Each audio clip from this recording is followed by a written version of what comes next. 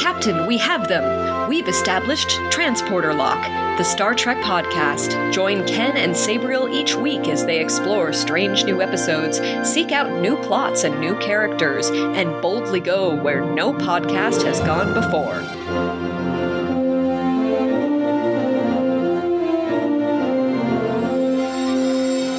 Hello and welcome to Transporter Lock, and game over, man, game over. You can't just let the cats run around wild. I am Captain Sabriel Maston, and as always, usually, sometimes, typically, yes, I am joined by Chief Engineer Ken Gagney. Hello, Ken. You make me sound so unreliable. No, it's just that we sometimes have guests and we're not here, so... It's true, rare, So I don't want to true. say always joined by. Predominantly joined by. There we go. I'll try to remember that next time we're recording the month. Anyway. So, here we are at the season finale of Season 2 of Strange New Worlds. But first, I have a little other non-Star Trek stuff I'd love to chat with you about. Yeah, let's do this.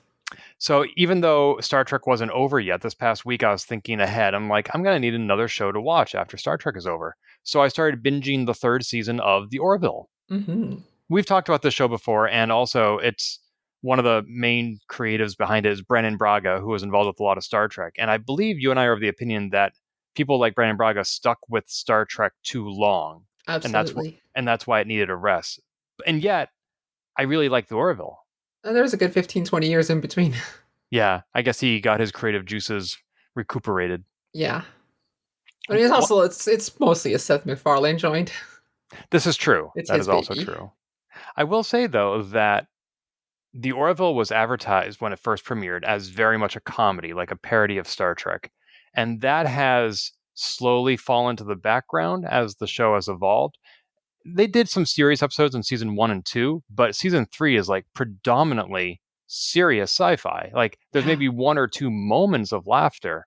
So it hasn't been like a sudden transition. It's been a slow evolution, but this is really good sci-fi.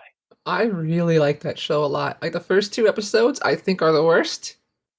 And those were the ones that, as one of my partners says, they were there to confuse the execs to make them think what they were actually getting. So Seth MacFarlane could actually do the show he wanted. That's starting episode 3 and on. Yeah, I think there was definitely a compromise going on there because if you look at the early promos for The Orville, it doesn't focus on the sci-fi; it focuses on the humor. Yeah, and that's not what the show is. There is humor. There's plenty of it in every episode. But yeah, he made a loving homage, like fanfic to Star Trek. Yeah, I mean, there was one moment in a recent episode that had me like loudly guffawing. Like everybody in the house heard me, and it went on for like a minute. And I have never gotten that from Star Trek. Not even the silly episode of Strange New World has been doing. Mm-hmm. They're not afraid to take some risks because they don't have that legacy of 55, 56 years. Right. And I really like that they don't have transporters. Yeah. That was the original Star Trek, what they were going to do, but they needed to save money. So, hey, let's invent this transporter tech. I think they also couldn't figure out how to land the ship. Oh, it was way more expensive. Yeah, there's no like good way to do it back then that made it look good. Yeah. I mean, you can do the Thunderbirds thing, zoomed out and just like smoke, steam things or whatever like that, a little smoke coming out of the bottom of the shuttle, I guess. But nah, they saved money and went to the transporter. And the Orville still hasn't figured out how to land the main ship. Like, they don't do that. They don't do that. Just not until the plot needs it. Oh, spoiler. I haven't finished season 3 yet. No. There is no spoiler there. Okay. It's just like a lot of ships don't land until all of a sudden the plot's like, oh. That's right. Voyager, the first so who knows? Season 4. Do we know if there's going to be a season 4? It is still up in the air. Okay. There's been talks, but after the move to Hulu, like people are very hopeful. But there has been zero word on. I would not expect it. So if we get it, pleasantly surprised. Okay. I am glad for the move to Disney Plus, although I do not approve of the consolidation of everything to be Disney. Mm-hmm. Just personally, I have Disney Plus. I don't have Hulu. So, are they the same company, though? Yeah, Disney has both. Well, who cares then? In other news, I was listening to one of my favorite podcasts, The Moth, which is also a live storytelling event you and I have been to back on March 3rd, 2020, just before the pandemic. And this is where people get up on stage and tell true stories from their own lives under a certain time limit. The podcast tends to have more like curated and sometimes even celebrity stories being told. And after one of the stories listened to on the podcast, the narrator or MC was reading a bio for the person who had just told the story, and the bio seemed to have been written by the storyteller. And I'd like to read that bio to you now. Okay. The person's name is Faith Saley, who they're talking about. Emmy-winning contributor to CBS Sunday Morning and a regular on NPR's Wait, Wait, Don't Tell Me, Faith Saley also hosts Science Goes to the Movies on PBS. Her memoir, Approval Junkie, is out now. Faith attended Oxford University on a Rhodes Scholarship. She says her fellow scholars went on to become governors and Pulitzer Prize winners, while she landed on a Star Trek Deep Space Nine collectible trading card that is now worth hundreds of cents. Hold on, let me see her picture. I'm gonna guess if I remember the character. Because I was thinking, you don't land on a DS9 collectible trading card without first landing on DS9. No. Not familiar off the top of my head. However, if I do a Google search. Oh, no way, that's her. Who is she? She played, she was one of the augments. The two not augments, yeah, they were augments, I guess, but genetically engineered. The genetically engineered, not augment. Genetically engineered people on DS9. She was Serena, the one who didn't talk when Bashir got her to talk. These genetically, or what was the word I just said? Basically, these four were patients that Dr. Bashir was charged of taking care of, and she played Serena, the one who didn't talk, and Dr. Bashir got a crush on her. Yeah, he brought her out of her shell because she didn't talk, and once she did talk, they fell in love, which was awkward for a doctor to fall in love with his patient, and a little fast for her, having just come out of her shell. But yeah, that was who I heard telling a story. She was telling a story about, superficially, the story was about what she wanted, trying to choose what to wear to court on her divorce day. But that was just the framework for a bigger story about her life. And I had, of course, no idea that's who I was listening to until I heard that bio. So. Yeah, no, I never would have known. The genetically enhanced people were Jack, Lauren, Patrick. That's a stupid question. I like Patrick. Admiral, and Serena here. I just sent no one listener can know here, but I just sent a link to Ken of the card that she's on. Oh, fun. That's actually not something that came up in my search. I will include a link to that card that you just sent me, as well as the podcast on that episode of The Moth in the show notes for this episode of Transporter Lock. Cool. That's fun.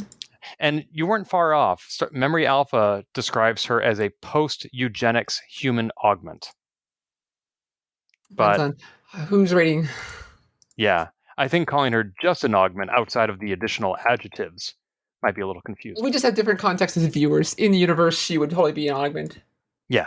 I wonder if they actually used that word for her in DS9. I don't remember. I don't think that was a word they used until DS9. Or excuse me, Enterprise. Interesting. In other news, one last thing. In a couple of weeks, I'm going to my first ever Dragon Con in Atlanta. Hey, you're going to go. Yeah. So much fun. If you are not in costume, you are in the minority. I will be in the minority. I was too when I went. I wish I had the talent of cosplay, but I don't, and I'm fine with that.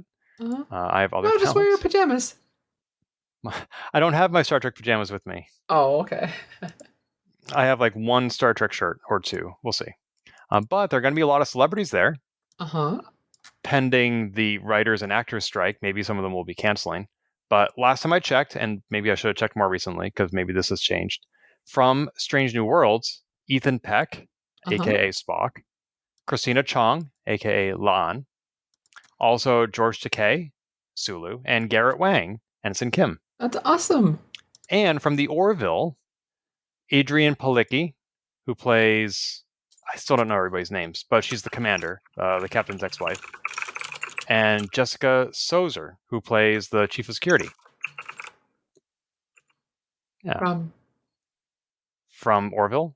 I'm sorry. I didn't mean from. I'm just saying I'm drawing complete blank on this visual.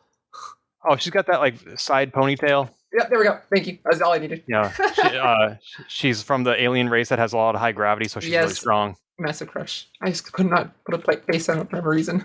No worries. Yeah. So all those people are or were slated to be at DragonCon, which is That's pretty cool. awesome. I got a chance to go years ago. Both Captain Patrick Stewart and William Shatner were there. Honestly, I had zero desire to go. I don't want to see my heroes. Oh, you I know really who don't else is want to going to be see. there is Emily Coots, Oh, the redhead with the side shave from Discovery. yep. And Wilson Cruz, Dr. The Culber. whole crew there. Either I missed these names the first time or they are recent additions. Wow. Oh, and it's Celia Rose Gooding, who plays Ahura. Got the whole crew Wow. there. I just found out how old some of the crew is. Like, some of the people are my age and they're just a little younger. The guy who plays New Jim Kirk, he's 41. Paul Wesley. Christina Chong is like 37, 38. Like all these people, I thought they were in their late 20s, early 30s. Like, no, they're my age. Like, wow. Great. Anyway, I'm not doing any cool trips like that. So, Ooh, Bruce Boxleitner. He's on the he's still Orville, around. but also, of course, Tron Right. and Babylon 5. Every time his name would pop up on the credits for Orville, I was like, that's Bruce Houston Tron. You remember him? No, you don't remember him. Okay. My favorite story from Tron is one time I was at E3 and Bruce Boxleitner was going to be there because he was advertising, I think, Tron 2.0, which was a computer game that was coming out. And coincidentally, like I'm tuned in. I have the news on in the hotel room that morning before I head over to the convention center, and it happens to say that today is Bruce Boxleitner's birthday. So I get in line and I get Cindy Morgan is there too. She was also in the original Tron, and I get her autograph, and then I go down the line and right next to her I get Bruce Boxleitner's autograph, and I say, "By the way, happy birthday." He's like, "Oh, thanks." And Cindy Morgan turns to him and says, "It's your birthday? And you didn't tell me?" And she punches him. I was like, yes, I got Bruce Boxleitner in trouble. I met him again years later at another convention. I got him to record a bumper for a podcast I was doing at that time. It was called Open Apple. And his recording said, "This is Bruce Boxleitner, and Open Apple fights for the user." Awesome. Yeah, I was excited to get that. I also got John Wesley Shipp's bumper. He played Flash on the Sci-Fi series back in the 90s, and then he played the Flash's father on the new show. And unfortunately, I also got a bumper from Kevin Sorbo. Oh, well, we didn't know. Sometimes we don't know. Yeah, it seemed like a good idea at the time. We know better now. Anyway, we're here primarily to talk about the season finale of Strange New Worlds. What was the name of this episode? Hegemony. That's right, Hegemony. Star Trek does Alien.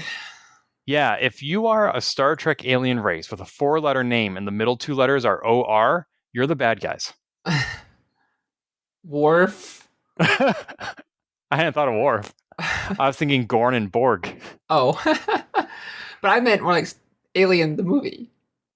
Oh, yes. Them too.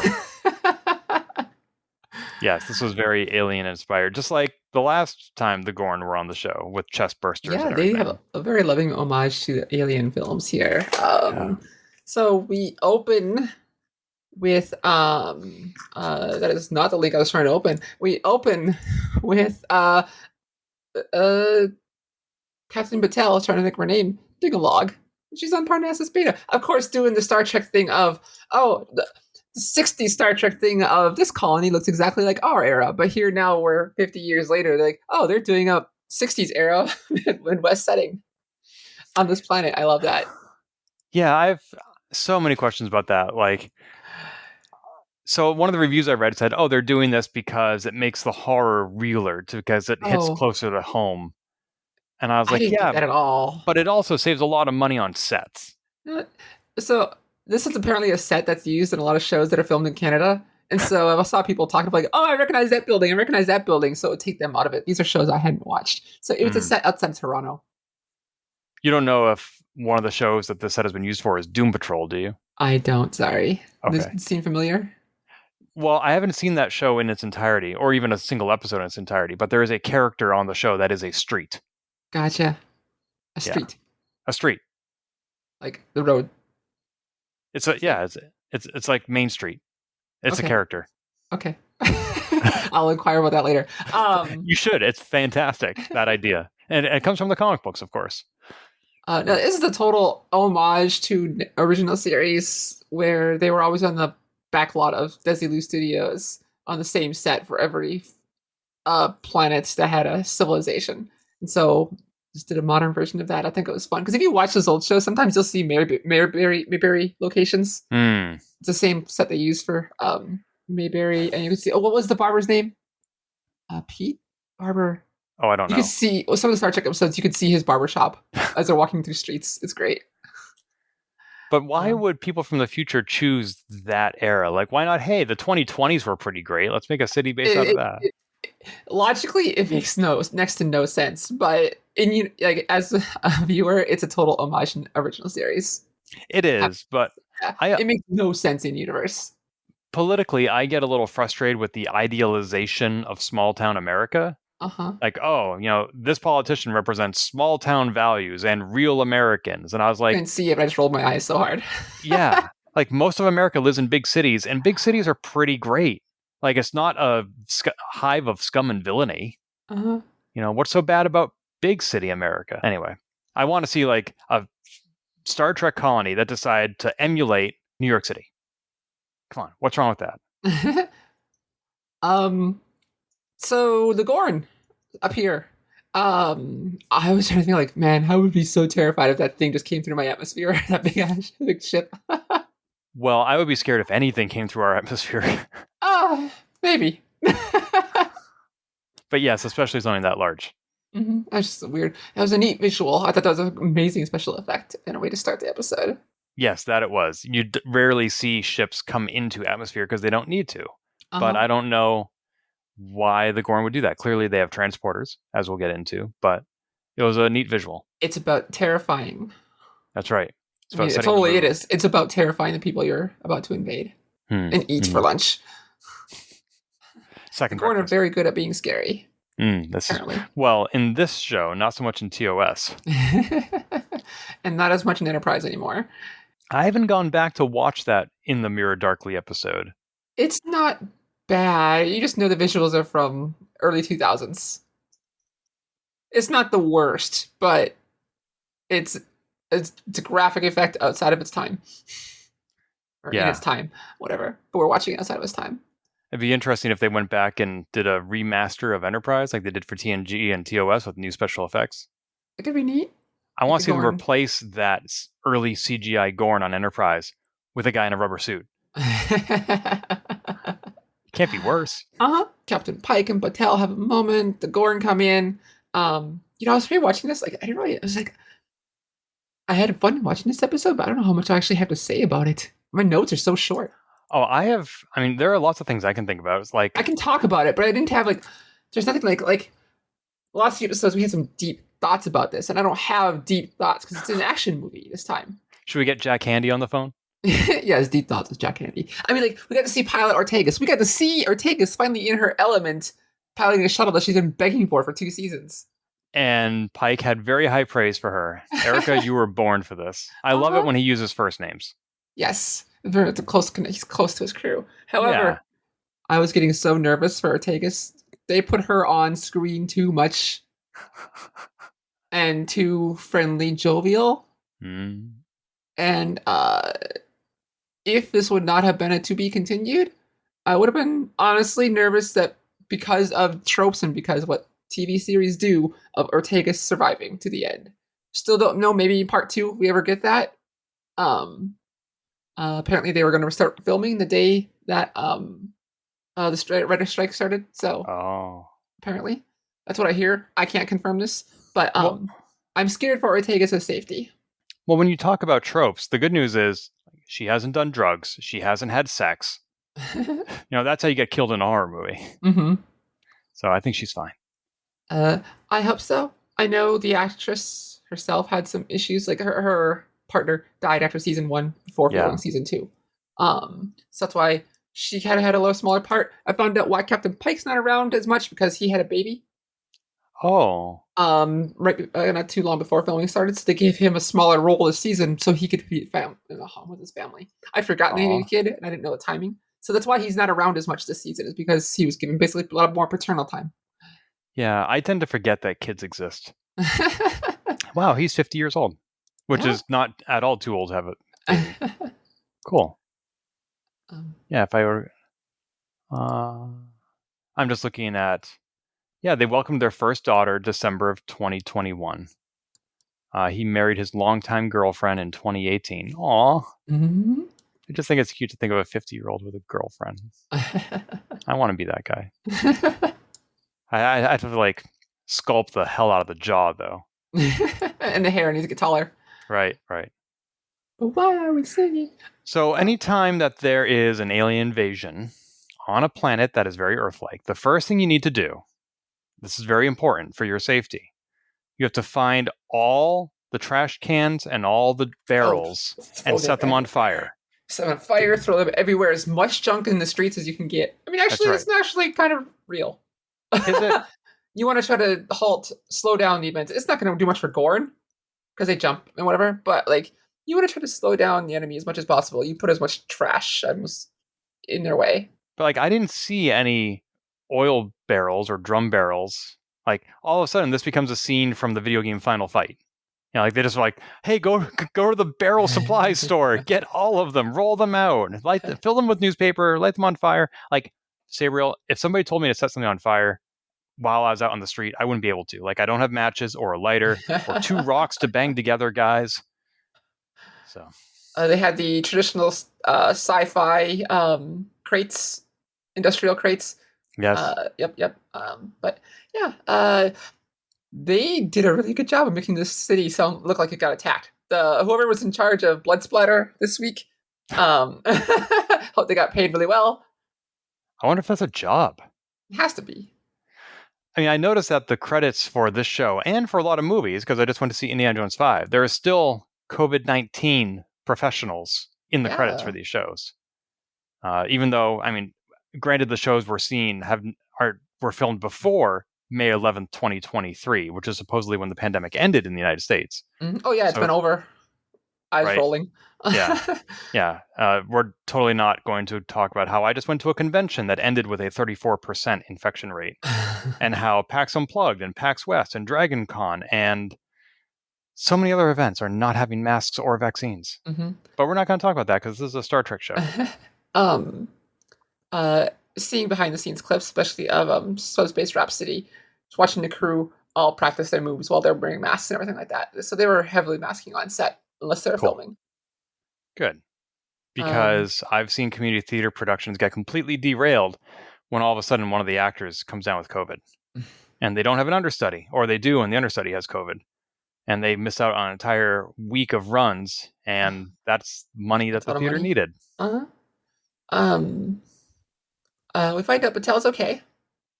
Oh, I mean, okay. Let's back up. I mean, no, hold on. I'm getting there. Okay. Back up. Ortega's being a genius, and let's just pretend we're garbage. You know, like the whole space trash. That was fun. And seeing her not crash was fun to get down there.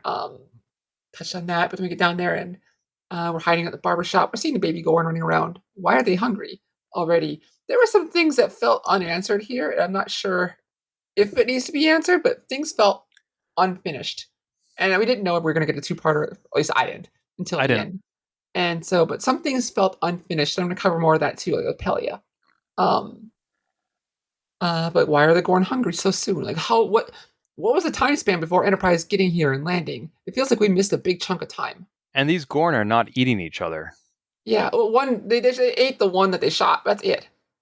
True, but you're right. They're not usually when Gorn are born, they are attacking each other fresh out of the womb. And here they seem more collaborative. So well, they were by this age. They're being collaborative in season 2, working together. But one of the members of the Enterprise said, like, I think La'an said, "This is why are the Gorn acting like this? This is not normal." Yeah, there was odd behavior, and that was an unresolved thing. Like, there were some things set up that were odd that they weren't answered here. It felt like. I'm sure if once we finally get season 3, it will be, if they remember. Who knows how long it'll be? But there were some things that just felt oddly untouched. Yeah, and I think that's acceptable for a 2-parter. Normally it is, but sometimes, it's still some things like that. It just felt like weird. Some things felt off to me with that one. And the other one, I guess I'll just do it now before I forget. Back on Enterprise, Pelia seemed oddly uncomfortable in ways we haven't seen Pelia.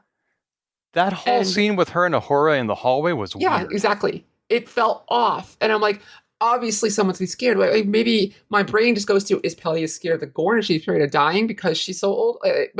But something felt off and it was unanswered, completely untouched. I wrote down, my note for this is no idea what it means yet, but because they didn't share it with us, but Pelia seemed uneasy when talking to Uhura, something we haven't seen her before. And there was no clue. Yeah, like she was working on things that were not important, and she had odd reactions to Ahura. And my theory as to what was going on there was bad writing. Maybe. Yeah, I can't think of anything else.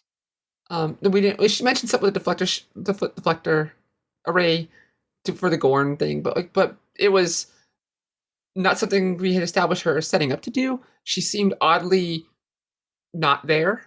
Yeah. And was just very, so it's another thing that was set up but unanswered.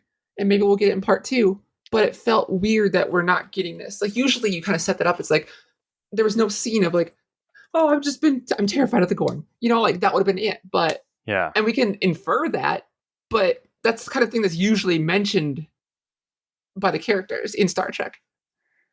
And maybe since she's immortal, she just sees other people's lives as ephemeral and thus not valuable. So, like, yeah, people are down on the surface. People die all the time. Like, I know people in the real world who behave like that. Yeah, but I didn't feel like that for Pelia here. No, I haven't seen that attitude from her in any other episode. So it'd be strange to, dust it off now. Uh-huh. I don't get it. Yeah, there's another thing that just felt odd. So, but back on the planet, we see Scotty. We have another legacy character. Ken's not gonna like this. Ken does not like this. As soon as he steps out with a Scottish accent, I was like, okay. We saw Lorca pretend to be an engineer with a Scottish accent. Maybe this is just another homage. Maybe, if I'm lucky. And then he says, Montgomery Scott. I was like, nope. Damn it. This is truly a TOS prequel, and they're trying to assemble the crew, which is weird because Scotty didn't join the Enterprise until Kirk was captain, and he's not going to meet Kirk in this episode. Uh-huh. What's the weird part, though? What's the assumption you're making? Like, he doesn't need to be there. Like, how does this lead into TOS? It doesn't, as far as I can see so far. Nothing said he's going to be stationed on the Enterprise now. And no. Did he join when Kirk joined, or did he start before? So I had this conversation with a coworker just recently, because it started off with my coworker saying two things that were incorrect. One was that Pike's accident is only a year or two away. And second, that Scotty was already captain when Kirk joined. And neither of those things is correct. The accident is at least 7 years away in Star Trek time. And according to everything I have found, Montgomery Scott was chief engineer of the Enterprise under Captain Kirk only. So he's not replacing Pelia anytime soon. But since he isn't, like, what's the point of him being here? It could be any engineer. Why does it have to be Scotty?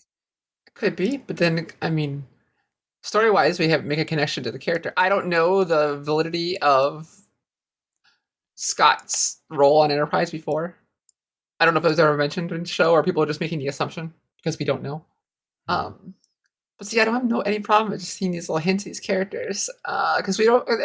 Yes, it is. Of course, it is a show made for Trekkies.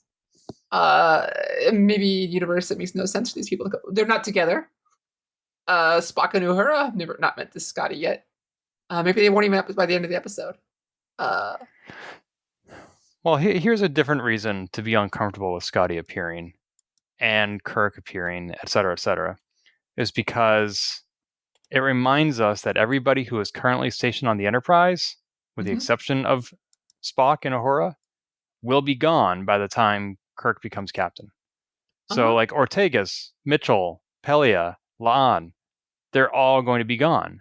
And that could mean something as simple as a transfer to another ship, or it could be something more portentous. I don't see this as a bad thing, because we just know it's going to happen. But I don't need to be reminded of that. Like, what if every episode of SNW started with a black screen with a white disclaimer saying, warning, by the time Captain Picard becomes captain, all the characters you are about to see will be dead. Like, we know that, but we don't need to be reminded of it. That's odd. I don't make that connection at all to me. Because we like what year is it in Strange New Worlds? Like And what 20. year? It's about 2255 or 2265. Oh, it's like 2266. I don't Yeah, know. That was 2259. And when does Kirk take over? I think 2265. Okay, so we got 6 more in-universe years. Yeah, and exactly. Why rush it? Don't Who bring says they're Scotty in rushing yet. it? No one has been stationed on the Enterprise yet that hasn't already been established. Like Kirk's not there, McCoy's not there. Are we gonna meet we've McCoy? already got 3 people. Are we gonna see Bones and Sulu and Chekhov? Maybe. I don't have a problem with that. Yeah, like Kirk as commander of the Farragut should be encountering Scotty in his missions. Why? So that when he becomes captain of the Enterprise, he's like, oh, you know what? I met this great engineer. Let's bring him aboard. I suppose if you want to go with the I don't know if it's established that Scotty joined with Kirk. I mean, there's always the opportunity to play fast and loose with the timeline and change things around. You know, like they're not going warp 15 anymore. Right. Oh. And of course, they changed their uniform. Like I changed underwear. And so like we don't know everyone's tours of duty before Enterprise, or excuse me, original series starts. For all we know, Spock and Uhura go off on their ship for a bit before they're brought back to Enterprise between missions, like their 5-year missions. And like there's a lot of unknowns, and they can play fast and loose. I have no problem seeing Next Crew because they still have 6 more years to get to where we see them in the original series. Okay, so So you said you have no problem, which is a neutral statement. Do you enjoy seeing Scotty show up? Yeah, I thought it was neat. His role in this episode, though, they kept to me, it felt like they were trying to make him feel mysterious, like something is going on. Oh, Both viewings of this episode, I'm like, why are they treating Scotty in this like he's hiding something? oh, interesting. Especially the first, like even Ortegas mentioned it, like that's mysterious, and then he describes how he got to the planet, but because he wasn't giving them answers they were looking for right away. But, like to me, they just kept coming off as like, and I don't think it was intentional because I don't know what he would be hiding, but it felt like they're trying to make it so we shouldn't necessarily trust Scotty. I'm like, but that makes no sense. I just kept getting that sense both viewings. Interesting. I didn't get that. Yeah. I only watched it once, and I've seen a lot of Orville since then. Interesting. And it's like, I don't know what they're trying to hide or imply, but it just felt weird. Or maybe they were just holding him back as a legacy character. I mean, he's Lieutenant Junior grade. I do like that Pelia knew him. Apparently, she just had everybody as a student, which I'm okay with. It's convenient. Wasn't she head of engineering or something like that before she ran away to the Enterprise? That she was the head trainer or head person in Starfleet engineering or something like that. I don't remember exactly. I'm not going to pull up memory. I have a high position. I'm just going to go there. I mean, I remember she was originally on board to do some sort of inspection before the Enterprise got stolen by the crew. She was some like major role. I don't remember what. It's not really relevant. She's just but she was teaching at Starfleet Academy. That's how she knew Number One and Scotty. And she even said like to Number One, if you had been this smart in my class, maybe you would have gotten an A. As a reminder, which also felt weird to me in that ready room. Like it didn't feel like the line fit to me. Well, it felt to me like what Number One had just said was pretty obvious. Yeah, that's why I'm like, this feels weird. Like, why are you saying this now? Like, oh, you get an A for stating the obvious. Yeah. If only you would say the obvious when you were one of my students. I mean, and one of those things, like, is this obvious because we're Star Trek fans and we've seen this kind of stuff before? Like, in universe, is it not so obvious? Like, it just felt like pandering in a way that Star Trek, not necessarily teaching us, like, what's the phrasing I'm waiting? Some good storytelling treats its audience like they're intelligent. A lot of sitcoms do not. True. Or procedurals. Like if you watch Castle, or Chuck, especially early 90s, I don't know about early 2000s, they go through and tell you, make sure to recap exactly their plan, what happened since the last commercial break, and they run through like this, and you'll see it in older Star Trek too when you watch for it. And this felt like a fallback to that kind of writing. like treating us like we're not intelligent and stating the obvious for the audience, assuming they're dumb. For what it's worth, there are people I have watched TV with who need that spelled out for them. Yeah, So it's out there. It felt like they were selling themselves short to me. Like they're not doing the normal Star Trek Strange New Worlds writing. Brief anecdote about needing things spelled out. I used to watch Days of Our Lives, the daytime soap opera. Marlena. Exactly. Her too. The devil. Yes. And do you know that they did that again recently? No. Like 2 years ago, she got possessed by the devil again. Anyway, that's not where this is going. So the villain was Stefano Demera. And he's still around, huh? He's not. The actor passed away. Okay. Yeah. But the chief of police was Abe Carver. And there was a scene where Abe Carver was like, one of those dramatic moments where he just ends with him staring at the camera. He's like, if only we knew what Stefano was up to. Long pause. And then the next scene, after they come back from commercial, is like, Stefano, and he's plotting, talking to himself. Here's what I'm going to do. So one fan of the show, a viewer, taped that and sent it to Abe Carver and said, this is what Stefano's up to. You were wondering, and here it is. Because she had that divorce from reality and thought, like, I'll spell things out for Abe Carver. The show is spelling them out for me. That's what Abe needs. So, yeah. But anyway. Good intentions. So, moving on a little bit. So, you had theorized that now that we know Captain Patel's first name, and now that she is going on a secret mission because they had to postpone their vacation, that something bad was going to happen to her. Yep. And she survived the initial assault, but then they pulled a total Alien 3. Like, right when that happened, I was like, I know exactly what's going on because I saw this back in 1992 with Sigourney Weaver. The Gorn apparently do not attack their own, or they at least don't attack those that they've impregnated, if that's the right word. So she pulls up her arm and like, yeah, I got bitten by the zombie. Big surprise.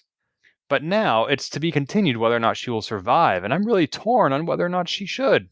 Now she will. She went this long. She will now. Unless they subvert expectations. But I was right. She was incapacitated in some way. It was so obvious. And I don't know. Now, have we earned her death or have we earned her to live? I don't know. Well, here's the thing. If she survives, what does that mean for Hemmer's death? They didn't have what that means is they didn't have a way to help him at the time. It just feels like it. Even now, Christine was like, I don't know if I can fix this. Yeah, and there's an argument to be made that just like they've developed new weapons, which we now know work, maybe they've developed new medical technologies, things are different from just a year ago when Hemmer passed away. But at the same time, I also wonder, whatever they do for Marie Patel, couldn't they have done for Hemmer? Like, is it just because Hemmer didn't give them a chance? Is it because he They even say that specifically. Like, I think almost word for word. Yeah. He didn't give us a chance. Oh, I know. But that implies that Hemmer could have survived if only he had given them a chance. And that's really sad. I liked Hemmer. I loved Hemmer too. But I don't think it cheapens his death in any way. I don't think it takes anything away from that. I feel like the reason Hemmer chose to go out into the cold, just like Andoria, and then step off the ship, is because he felt that it was inevitable and that this was the best way to save his crew. And if we now find out it was not inevitable, I feel like that's a cheapening of his sacrifice a bit. Interesting. I don't feel that way because it's been so long since then. And we don't know if he would have been helped. I don't know. We don't know. Exactly. We'll never know. But as for it being so long, on the other hand, this is like, it's the final it's the final episode of a season of Strange New Worlds. We better have somebody get impregnated by the Gorn. Because that's how we do things here on Star Trek. It just seems very cyclical in a way. Rewatching the episode this morning, Patel was acting odd toward Pike. It's like, you should have come. Why are you doing this? Why? She wasn't happy to see him. She was relieved, but not happy. Yep. And we didn't know why. But I didn't catch that first time really as closely because now I know why she's acting the way she. It just added more context to adding why she was feeling the way she was. Mm-hmm. I go back and watch that scene. Although when we meet again, like Pike's all happy to see her. She's like looking for all these excuses why you can't be here to save us. It just adds more to the scene. I think it was just really well done when you know why. And even without herself being at risk, she might have still been justified in that response.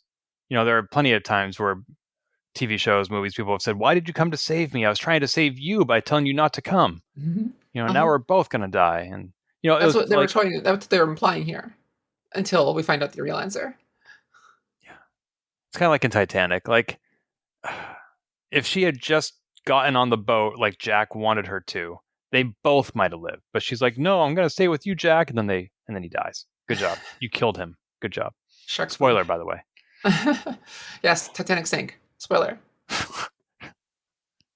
What? All the way back in 1912. Anyway. We see Scotty's a genius even then. He's a miracle worker. We got the seeds of that. Did they actually call him that? No. But he was totally a miracle worker. He was constantly telling them all these little tricks he did to save himself.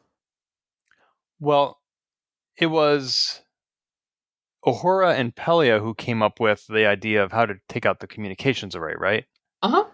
Yeah, can we talk about that? Yeah. Because I think Spock made some tactical errors here. Which part? Several. Well, first of all, I don't think you should activate the rockets to send the ship into the atmosphere while you're still in the ship. You know, just for starters. Uh-huh. Also, I guess we don't really need more explanation for why Christine survived, because Spock had said there were pockets of atmosphere. She wasn't in engineering. I'm sorry, sickbay. But here's the thing, like, Spock had just said, "I am upset, but I have not yet given up to grief, because there's a chance that she might be alive." And then he says, "And if she is alive, she's on the ship that I'm about to send into the atmosphere." Like, he doesn't say that, but if he hadn't found her in time, he would have been the cause of her death, indirectly. Uh-huh. Yeah. I'm like, if you think she's alive on the ship, you should spend more time looking for her before you activate the rockets. Desperate times come desperate measures. Like, he was willing to go through not knowing to save the crew.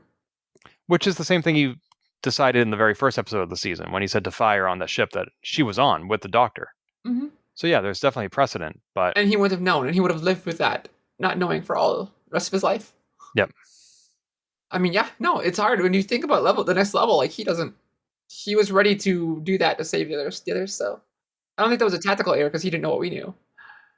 But it was weird to me that they had to, like, I'm the only one who can put these retro rockets on the ship. Well, I'm glad you remind me of that, because what we saw him doing didn't look very complicated. Well, apparently there was some off-screen in his head. He's calculating, like, if I could do this, because we've seen him in, like, Star Trek 4, calculate these paths to go around the sun in his head, like, his best guess. But yeah, it felt weird. Like, there was okay, I guess Spock's the only one who can do this. Like, we just had to accept this. It felt weird, because you're right, nothing about this felt... Yeah. It like, felt basically, like they cut some things. He applied the super glue and pushed the on button. Wow. Uh-huh. By the way, brief aside, I loved it in Picard Season 3 when they were like, we can use the slingshot method to go around the sun, just like the original Enterprise did. And they're like, yeah, but they had Spock. Yeah. So that's a very good point that you just made about him being able to calculate that. The only other person who can do it is a Borg queen. Yeah. Wow. Anyway. We know Spock is smart, and I guess they didn't have to tell us, but nothing in the episode made me feel like, yes, Spock was the one who had to do this, not just because Christine's still on there. That's right. Because it would not have been as meaningful if it was like Pelia and Nurse Chapel get reunited on the... Yeah. What was the name of the ship that went? The Cayuga. Cayuga, yeah. Weird. I loved Pike's reaction when he saw Nurse Chapel. I just gave her a big hug. I've mentioned many times on this podcast, I love it when Star Trek characters hug. But one more thing, back on the Cayuga, objects in motion tend to stay in motion. Yes. Why did Spock? Is it like they were actually on atmosphere when he got out of the ship floating out of the bridge? I'm like, they would have kept going, and why aren't they burning through re-entry as well? Yes, just because you exit the flying body, Like you still have momentum in space. Yeah, like just because you don't have a rocket attached to you, like maybe they applied reverse thrusters on their own spacesuits. We didn't see that. But yeah, you would not just stop moving forward just because you get out of the ship. I mean, you also don't freeze immediately when you go into space like Dude did in a couple episodes ago with the dilithium creatures. Yeah. Yes. You don't freeze immediately like that. But I guess you're right. It felt so awkward in action movie like and not. It felt off. Yeah. And it was a very obvious way it took me out for a moment in both viewings. I mean, we've seen in Star Trek Into Darkness where they do like space skydiving and they're in outer space and they don't have their thrusters going the whole time. They use them for adjustments, but once they get going, they just turn them off because you maintain momentum. Yeah. Like, oh, unless you're Spock and Chaffel. Right. So that was disappointing to me. Yeah, there were some parts of this episode that just felt off. And not because it's a two-parter. Yeah. But still, I had fun. But I didn't have anything deep to think about this episode. And yet we've been talking for a half an hour. No, but I don't think it's deep. You're selling us short. People are going to stop listening to our podcast. This is deep, Sabriel. I didn't say it was bad. We don't need everything to be deep. This was just meant to be a popcorn episode. Really. I mean, it's a summer blockbuster episode that now we're not going to get the next. We don't know when we're going to get part 2. It could be a year, 2 years from now. Well, let's talk about that because you and I were chatting offline about how rare cliffhangers are. And we've seen them, you point out to me, on Lower Decks. We had, the end of season 2 where the captain gets arrested and it gets resolved at the beginning of season 3. And I point out in Enterprise at the end of season 3, we're like, okay, we're done with the Xindi. Now you can have some Nazis. But in both of those cases, it feels more like we're done with one arc. We're going to start another one and immediately go to a cliffhanger. Whereas in Time Zero and Descent and Best of Both Worlds, all from TNG, and now in this episode, this actually feels like it's one arc that's broken in half. So that's a distinction from the kinds of cliffhangers we've been seeing lately. Well, TV has just changed since the 90s too. In Star Trek particularly, we get arcs now instead of... And Strange New Worlds doesn't have one continuous arc episode. It's more like the 90s show. So, I guess that makes sense. I hadn't thought about it until now, just talking like... Yeah, it makes sense. This is more the 90s style to be continued. I hadn't thought of that either, but you're right. SNW, of all the Star Treks we've been seeing lately, is the oldest in style of storytelling. So it makes sense that it would use an old style cliffhanger. I like it. It also, do you remember if you spent that summer trying to figure out if Riker was actually going to destroy the Borg cube? Oh, I didn't spend the time thinking about it, but I really remember screaming what? I have to wait all summer for this? I remember asking my parents what? What's going on? Why did that say to be continued? I have to wait all summer? But I didn't think about what's going to happen. I wanted to know what's going to happen next, but I didn't. Yeah, because this was well before online communities. And so there was no crowdsourcing of ideas. We probably would have figured out, the Borg now know everything he knows. But back then we weren't thinking about that. The Borg were a fairly new enemy. Boards. I was too young. Say what? I wasn't on the bulletin boards and everything. I was too young. I was probably on dial-up bulletin boards, but I don't think we were talking about Star Trek. We were playing online games like Trade Wars and Lord of the Red Dragon. So yeah, but now we have these forums, and I try not to be a part of them for a variety of reasons. Yeah, some of the worst communities are the fans. Yeah, most of the people I interact with on Reddit are great, actually, but those aren't the ones I focus on. And I've gotten crap even there's a subreddit called Pet the Damn Dog, and somebody told me I was petting the dog wrong. I was like, really? Really? People are the worst. Hell is other people. So I'm trying to cut back on my anonymous social media. I'm spending a little bit more time in places like Discord, where it's more of a curated community. But yeah, there is no curated Star Trek community that I'm a part of. And I don't have, that's one of the reasons we do this podcast. We don't have a lot of other people to talk to about Star Trek. And I don't know that we have enough information, even 30 years later with online communities, to accurately predict what's going to happen next. Yeah, no. Because even at the end of this episode, this is something I read in an online review. It's rare to see Pike either afraid or indecisive. Yeah, that was such an odd twist. And I don't know if it was the right way to end the episode. Did you recognize the transporter signature? Oh yeah, 100% right away. I'm like, that's weird. I thought it was weird, but I didn't think beyond that. And then when they said the Gorn captured them, I was like, oh, now that makes sense. Okay. Yeah, I caught right away. If it had been the Enterprise that beamed up the people on the surface, this would not have been a two-parter. Like that's the cliffhanger. And well, that and Marie Patel. But like they could have just grabbed their people, hightailed it out of there to somewhere safe in Federation space, and that's it. So I was caught by surprise by that. Pike was caught by surprise by that. And he hates leaving people behind, but he also has to think about the rest of the crew. And maybe this ties into why I don't like Scotty showing up this season, because as I said, it's a reminder that people are going to be gone. And we never see Ortegas in any other Star Trek show that has aired to date. The only reason I'm not as afraid as I think I should be is because she was with Mbenga. And we know, like, he has plot armor. He shows up in TOS. He's going to be okay. It doesn't mean everybody he's with is going to be okay, but we know that there will be at least a partially successful rescue attempt. Oh man, whole episode, all I can think of is like, well, they're okay. Kirk's okay. Pike's okay. Mbenga's okay. The whole episode. But you're right. Yeah. I caught the beam right away, but they did the Starfleet sound with it. That's why it was not as obvious if you don't watching the graphic. But then when they pop over, they cut to other people beaming aboard. Other people beaming over. So so they did a little trickery there. So if you weren't paying attention, you wouldn't have caught that. But then poor La'an. Imagine La'an going through this now. She with the whole Gorn, her backstory, and now all of a sudden she's on a Gorn ship again. Oh, I lost track of her. I forgot that she was one of the people who was abducted. So she's going to help everyone survive. We don't know her fate. Ortegas was seen a little too much in the first half of this episode. She got a little more screen time than she normally does, so I was nervous about her. Will everyone get it back? I don't know.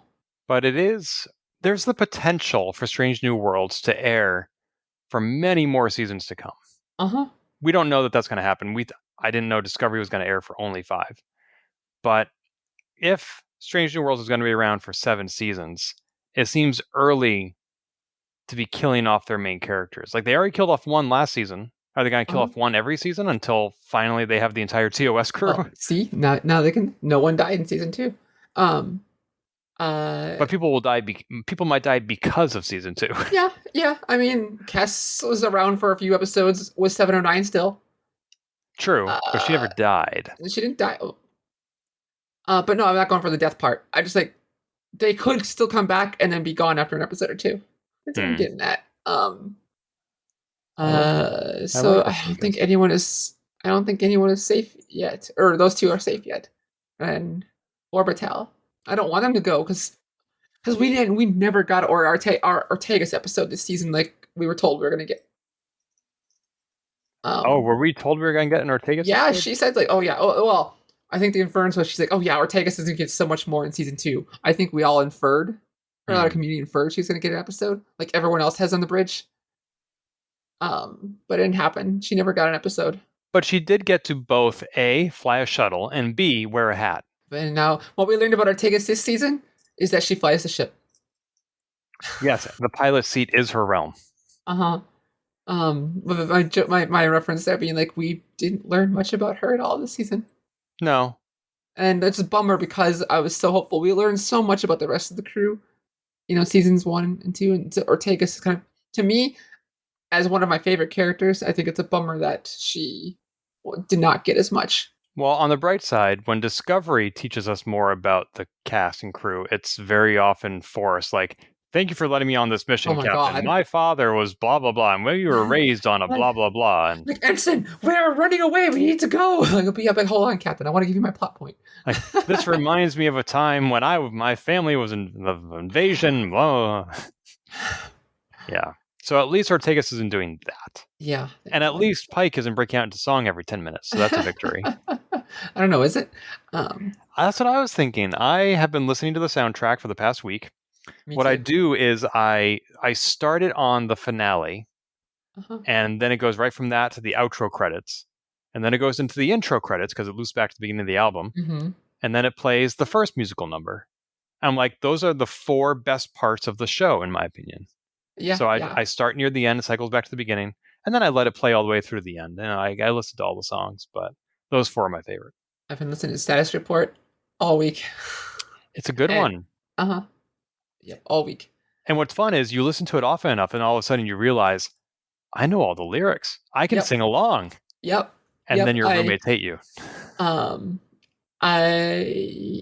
Those songs have grown on me so much since then. But I guess we should do a quick chat about the whole season itself. Yes. Very quick. I liked this season a lot. If I were to give it a score, I would probably rate it just a tiny lower than season 1.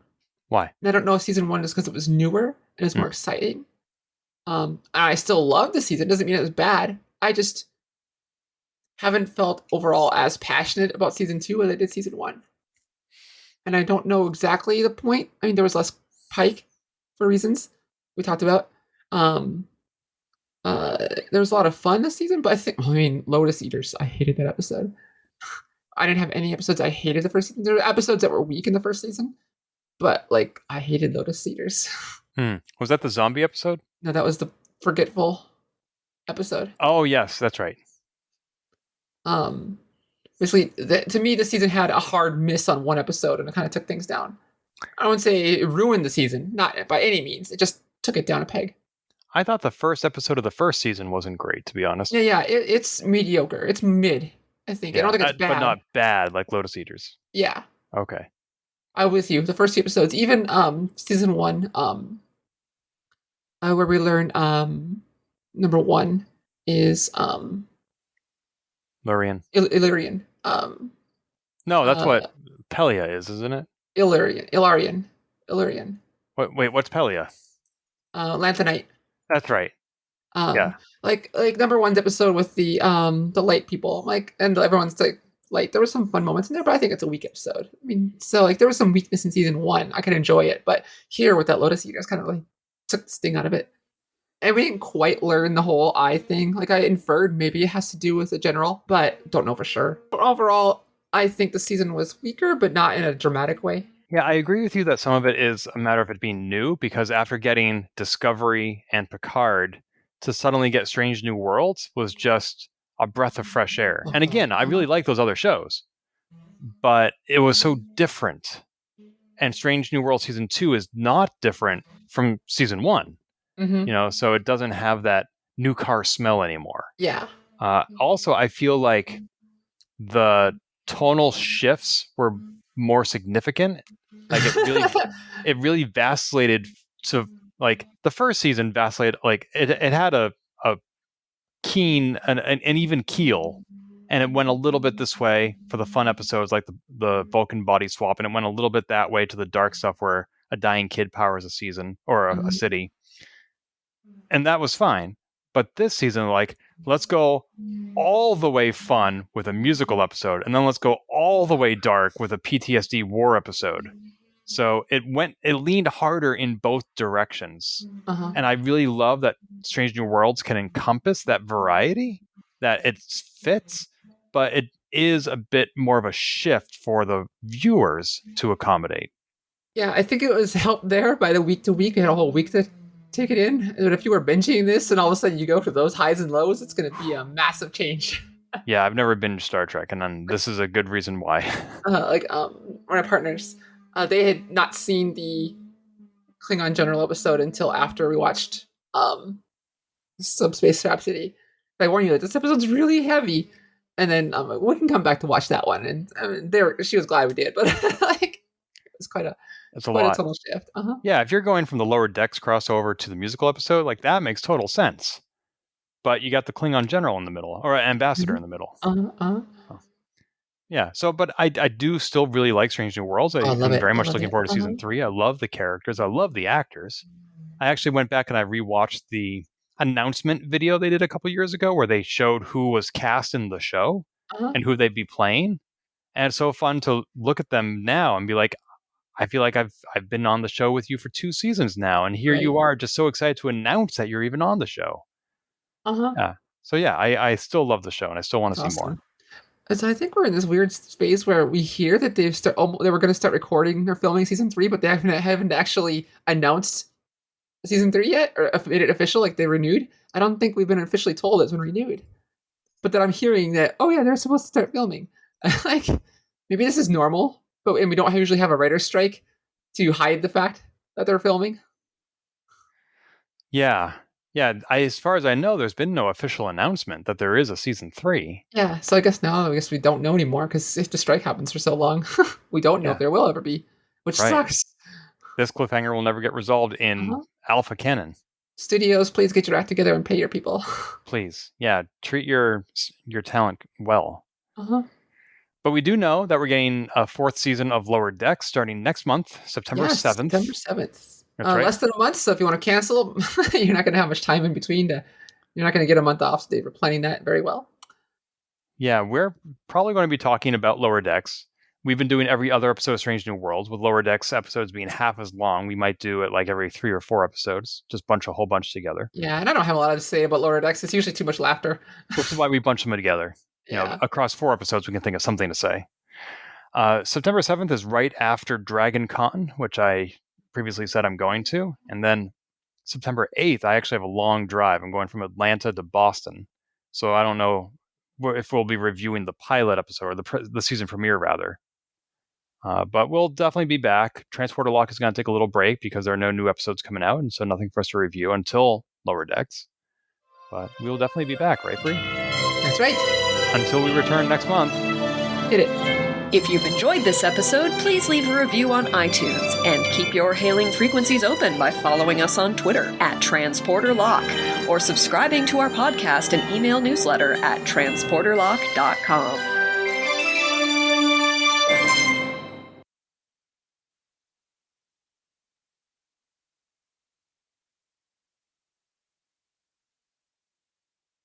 I was trying to think of something pithy, but I didn't have it. Or witty or clever. For the first time, I did not have it. Ever.